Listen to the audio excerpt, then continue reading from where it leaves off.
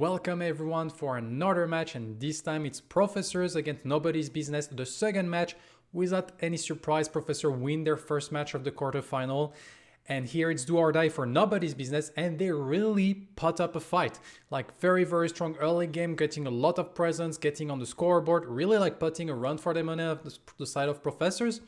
But here we are going to focus on SoulR4p3r point of view. He was playing the Belica, he's the mid laner of Professor, and is facing a Countess. And I selected that point of view simply because I see in POV's games a lot of Belica Countess matchup that actually let the Countess free farm, where you should never allow that. And here you can see SoulR4p3r doing a perfect job at denying farm from the Countess, and I hope you learn from it. We're going to enter like the second match between Professors against Nobody's Business, and here we are going to focus our attention on SoulR4p3r, the mid laner of Professors, where he's playing Belica against a Countess mid.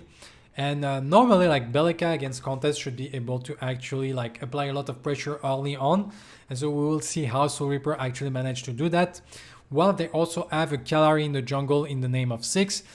To be fair, when I see Countess plus Muriel in the enemy team, once they have like a Kalari, I'm kind of scared for the side of Nobody's Business. 6 is a very proficient Kalari, doing a lot of damage. If the Belica gets ahead against that Countess can't play the game anymore.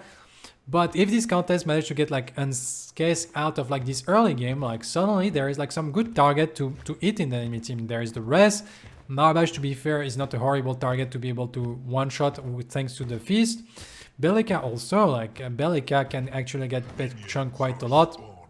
Kalari a little bit like harder to catch, but quite a lot of squishy character on the side of Professor to actually get eaten by this Countess. So this matchup in mid will be actually like very important for each side to actually like dominate the match. But normally the Belica should have the clear advantage going into that lane.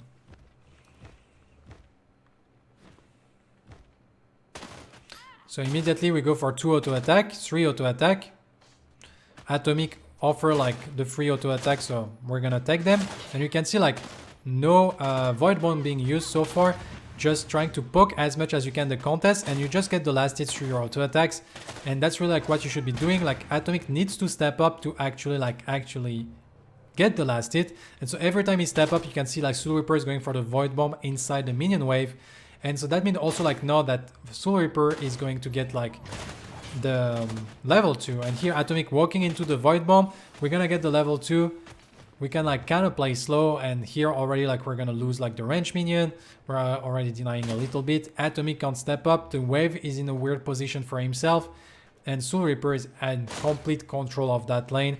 Atomic offering like the first 3 auto attack is a mistake. You can't really afford that at that level. And SoulR4p3r like punished that very well. So here like the wave is going to push back naturally. Atomic is gonna catch like the experience of the minions, can't really step up because at any point like here we're gonna get the level 3 very soon.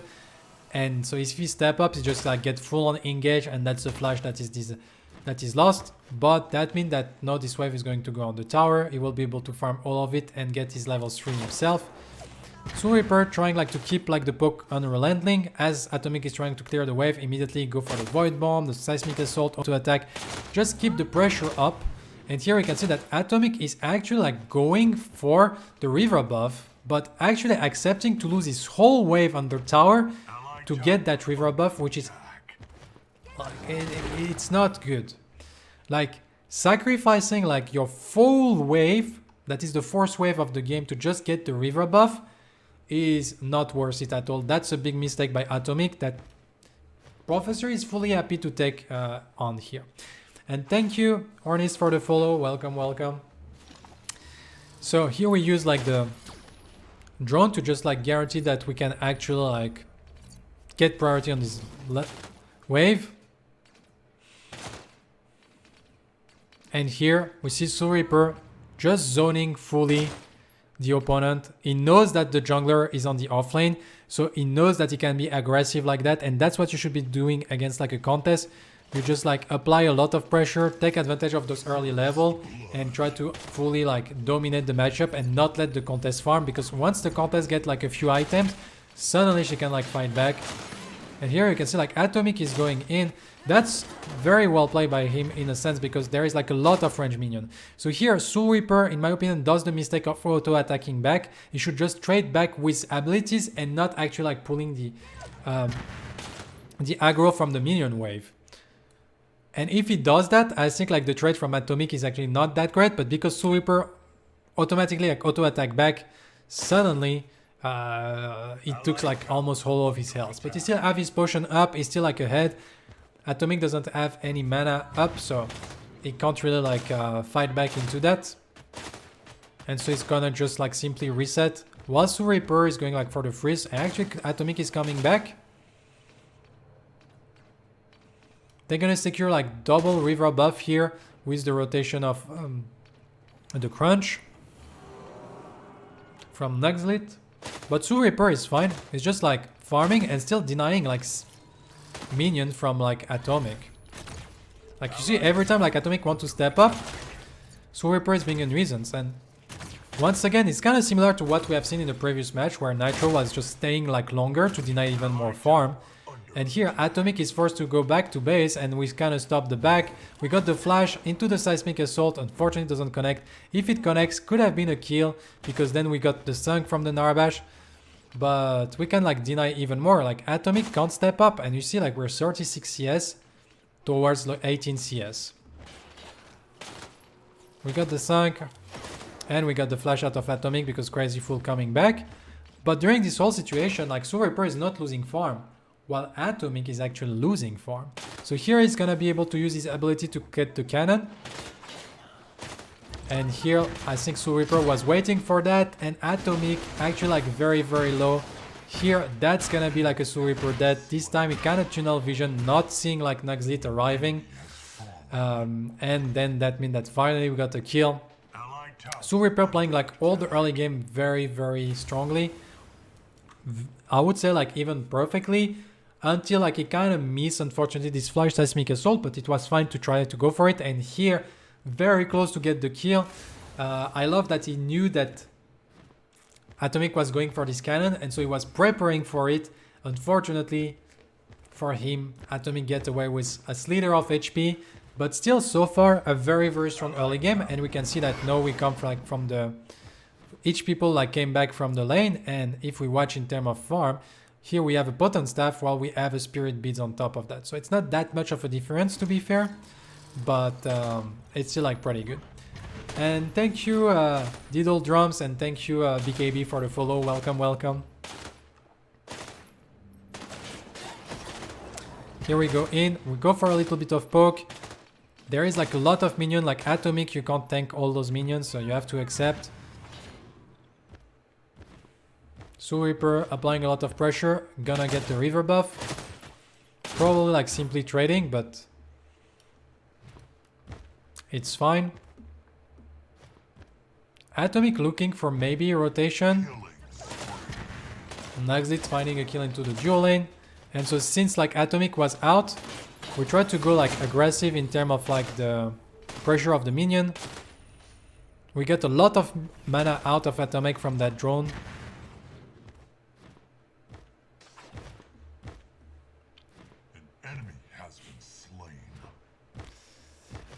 Thank you, BKB, thank you. And so here we keep like the aggression up. To be fair, there is not a lot of kill potential after the early levels. But you still like, because also like we can see that Atomic is probably like maxing the late Siphon. So you can poke a lot, but like the kill potential, especially with Belica that now is like pretty low in terms of damage from the ultimate at level 1. There is not really like any kill potential, but you can force the Countess to have trouble of actually like farming efficiently, and you can also like create like some uneasiness on the enemy team because you can get priority for your rotation. And here you can see like Soul4p3r playing with Nuxlit. Nuxlit is trying like to find like the gank, but even if he goes for it, like Atomic doesn't have enough mana for going for a combo. And so here like people are coming from behind. Get a very nice stun. Nuxlit forced to flash away. We got like the stun. We're trying to try maybe for the ultimate, but yeah, Belica's ultimate does no damage. So that's a little bit unfortunate here. I guess they just want to crash that wave and be able to go for the reset. Maybe not, because river buff are respawning. Survivor is coming here very aggressively. We got the rewind, we got the sunk. One more auto attack. SoulR4p3r securing the kill. They do have to be careful though, because Crisis Squad is rotating. Allied tower under attack. Even when you're 0 mana Brandonite like this, like the ultimate level 1 does no damage. But yeah, I agree. It was like no mana, so naturally it's not gonna deal a lot. The enemy has activated. So they do secure kills, they do get the river buff control, but the other, like the side of NBB actually decided to go for the mini prime. And they also like send Countess in the dual lane trying to defend the tower, but this Countess is not having a good time.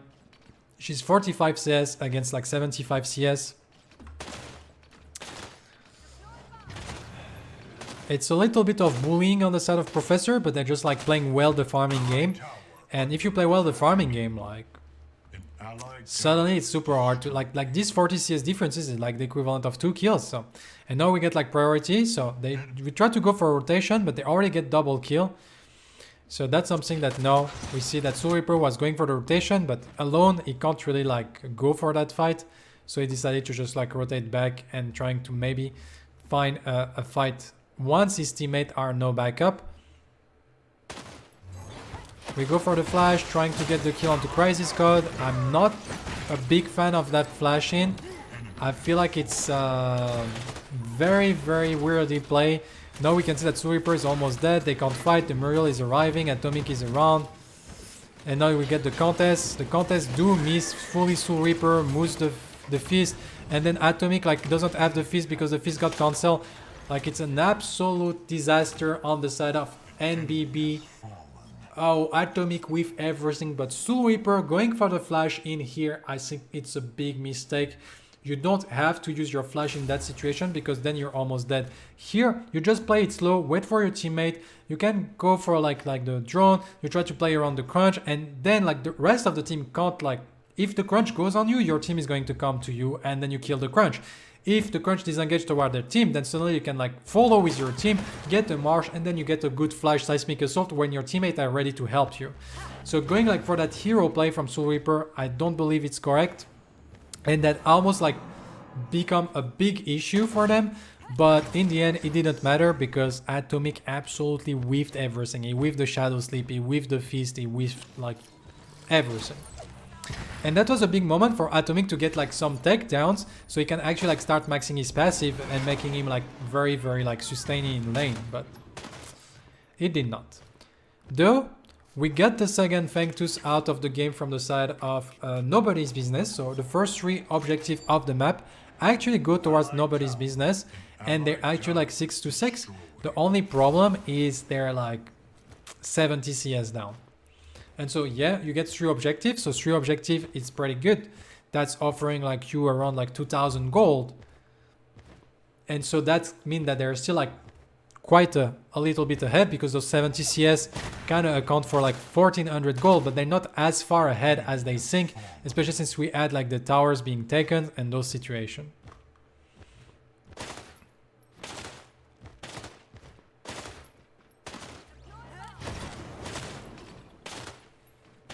But Nobody's Business doing like quite a much better job compared to the previous match.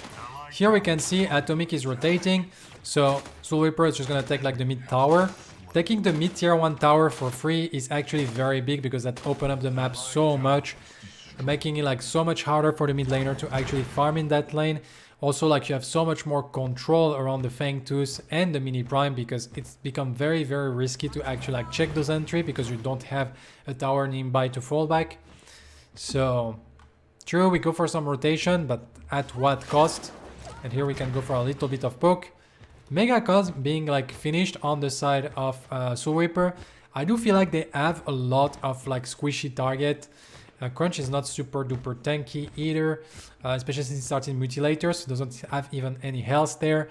I feel like here we should be looking maybe like, I would have preferred probably like a combustion, like very aggressive, one-shotting people as fast as you can, because like you want to one-shot the Muriel, you want to one-shot the Countess.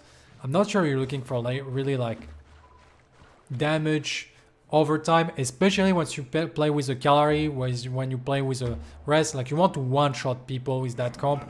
And so I'm not a big fan of the Mega Cost being selected by SoulR4p3r here. I would much prefer a combustion as the first item to be able to go better with like the composition overall. And we kind of dodge a lot of things, but here we finally connected with the Seismic Assault, but Bonks is just looking, Wumbo is gonna walk away. That's the tankiest target on the enemy team, so it's gonna be like a little bit rough to find any pickup there. But we actually, like, Wumbo is coming back, he's actually like have a death wish, and so, well, when it's donation time, you just take it, basically. And so here, we just follow up the Bull Rush with the Seismic Assault, do our damage, use the Obelisk, everything, and we're actually like super duper fine. Now we're gonna collapse on the right side, as we can see, like probably Crazy Fool is gonna end up dying, but we have the whole enemy team that is here, a very nice like Seismic Assault, and suddenly big Wombo combo, we kill 4 people, and suddenly like the tables are turned, because that was probably a lot of good goals going towards the side of Professors, and here they kind of overstep their boundaries on the side of nobody's business, and they get like almost full team wipe. It's kind of a delayed team wipe, to be fair, because the Richter gets picked up slightly earlier.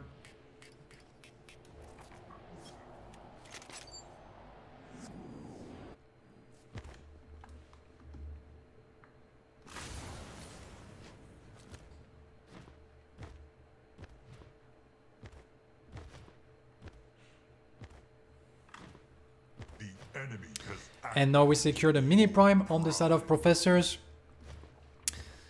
and probably gonna try to secure like the next Fangtooth to not offer a triple Fangtooth to the enemy team. If we look in terms of CS, we can see that like SoulR4p3r is at 131, Atomic at 93, still like 40 CS down. We already have finished the Tainted Scepter, like we basically like 2 Codex against the Tainted Scepter in terms of itemization, and the Obelisk being finished from such a long time on the side of SoulR4p3r, so we have like so many stack on that Obelisk, while we still haven't finished the Obelisk on the side of Atomic. So Atomic burst potential is very limited compared to how much damage like this Belica is actually doing, while additioning like the fact that she's actually like doing like some utility stuff with the Seismic Assault and the Void Drone. So now we can see Fangtooth is gonna respawn. The side of Professor is ready to contest that. Kind of wondering why they don't remove that ward. I guess like the idea is they want someone to come de-ward, and so they're baiting with that ward. And here we can see like Wumbo is going to come. Oh, and we missed the stun, so we do secure the Fangtooth. SoulR4p3r is fighting into Wombo, but he has to be careful. Nuxlid going in. SoulR4p3r being in a pickle, forced to be flashed away. We use the Skewer to try to defend them. The rest is also like almost dead. The Mega Cos will maybe be enough, but and actually Wombo is finishing the kill here. So they do secure the Fangtooth, but they still like lose one, which to be fair, like this team fight wasn't played that well by Professor, but now they're gonna go for the re-engage. Wombo is going to be low. Atomic get deleted by the Neural Disruptor level 2. And now we can fight. SoulR4p3r still like pretty healthy. A very nice Seismic Assault onto 2 targets. That's the strength of a Belica. If the Belica manages to stay alive, and then she can re-engage the fight, and you get like those like bursts, repeated bursts. And so they end up like killing once again 4 people.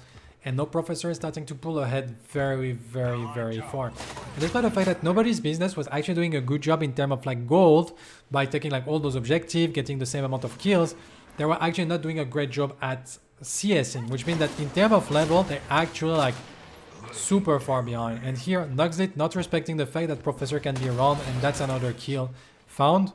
And so like Professor is just like feasting right now. And we kind of compare that at the Atomic that only like are 3 stacks on his passive at 18 minutes in. Finally finishing the Tempest, accepting to not go Obelisk because you're not gonna get anything there. Like your abilities would have been finished too late, so you can't even stack up. So we're going for the Tempest, which I think is completely okay. Good adaptation here. And here, I guess, like, we're probably gonna force all prime for the side of Professor from how they have played the previous game and how confident they feel. We do have double river buff on the side of SoulR4p3r. I do feel like he's gonna get like another double river buff, it seems. But I still feel like it's probably like would like to go back to base to finish like his next item. Because he has like 2300 gold, and so we want to have this Belica as strong as possible before the next team fight. And so we're gonna finish the Caustica, and we're gonna like head out in the wild.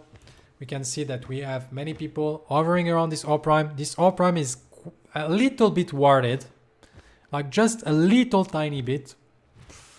But a lot of ward just disappeared from now. Well, I can see like the amount of ward is absolutely insane. And so Professor, as soon as it spawns, they're starting it on cooldown. They do have a lot of burst damage. SoulR4p3r just zoning. They go for the Seismic Assault immediately. Crisis Code disappear. Once again, like, I'm not a big fan of that Mega Gun speak up. I feel like Combustion would do like so much better in that match, but it ended up not mattering because SoulR4p3r is that far ahead.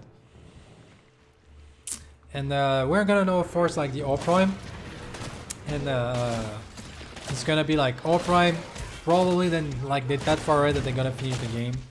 And so to answer the question of LtBelica, how did I like the tournament overall, Miggy? Like, to be fair, I really liked it. There was like a lot of great matches. I have to admit, I was like kind of wrong on my prediction on many aspects, and so that was nice. I love the production part. I love being part of the desk. And there was like some great games, some great aspect. I'm a little bit sad that I feel like Deja Vu didn't really like play the way they used to play in Screams, but at the same time, for I think some of the members was the first predecessor tournament, so maybe a little bit of nerve getting used to the aspect. And also I feel like Professor played like weaker than usual, but then Villains and even worse timing like step up, and that kind of gave us like some very, very good matches. And overall, like, yeah, I kind of like that we're starting to get to a point that we have a team that really like competing harsh, and that makes like some for some great games. So it's still like getting up and up and up in terms of like quality, both from the games and from like the production side. And so I'm quite excited for the future. Even though like, also I was like super sad about NA Sandbags EU. Like Seismic played very, very poorly the two match he played. And that was a little bit sad because I was expecting more from them.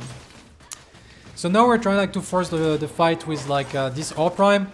We're getting like SoulR4p3r positioning himself correctly. As usual, like you're a mage caster, you stay in the back line. You step up when your cooldown are up to get like the cooldown in, and then you just disengage, waiting for your cooldown to come back up, and then when they're back up, you go in again. SoulR4p3r did that perfectly in that fight. He remains super healthy. They end up finding like 4 picks. Especially like the first Seismic Assault in team fights, usually it's pretty strong on Belica, but it's not the best. Like the second Seismic Assault, if you do this disengage move that SoulR4p3r has done, suddenly like the enemy team kind of forget about the Belica, and you get a much better angle for a Seismic Assault that can usually like hit multiple people. And so here they clean up almost everyone on the side of nobody's business, and so they're looking to finish the game here, trying to take advantage of this very, very big wave, the Narabash that is healing the minion. Super hard to actually defend against that. They're gonna try like to find the picks, looking also like to not overcommitting. Finally we go onto this crunch. After the bull rush we do secure the Seismic Assault, and then it's finally the moment that nobody's business is trying to press W to have a fight, and a wonderful shield slam on 3 people, and then everyone gets wiped out, and Professors securing the match. So once again, this match was a little bit closer when it comes to the early moment in the match, but SoulR4p3r doing a perfect job at actually like controlling a contest mid. And so once again, I think that's a good game in terms of executional purposes for those people that are looking in their own like solo queue. Sometimes, like if you play Belica against a contest, everyone tells you like Belica should absolutely demolish the contest and zone her, and that's exactly what SoulR4p3r has done. And I think just for that, this game is worth it. and then also like good positioning in team fight that we can learn from.